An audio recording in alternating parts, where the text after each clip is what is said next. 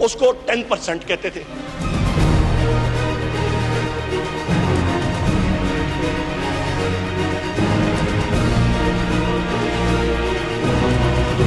वो 10% मिस्टर 10% बैठे हुए थे। मैंने तो नाम नहीं लिया। खत्म कर रहे हैं। देख लो तो उसके लीडर ने कहा कौन सा ब्रिज।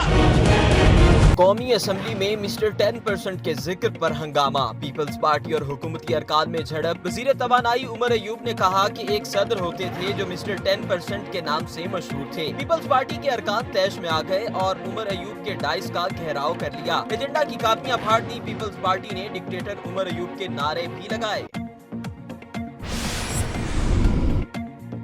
चीन में कोरोना वायरस से हलाकतों का सिलसिला न थम सका। जानलेवा वायरस से मजीद 250 अफराद हलाक। हलाकतों की तादाद 1365 हो गई। मुतासरीन की तादाद 59,000 से तजावुज कर गई। कोरोना वायरस के बायस चीन में होने वाली वर्ल्ड एथलेटिक्स इंडोर चैंपियनशिप भी मुलतवी कर दी गई। क्रिकेट का एक और मेला सजने को तैयार। एमसीसी की टीम कुमार संगाकारा की क़यादत में रंग जमाने लाहौर पहुंच गई। शायकीन क्रिकेट पुरजोश। मैच के मुफ्त टिकट्स लेने के लिए कज़ाफी स्टेडियम पहुंच गए।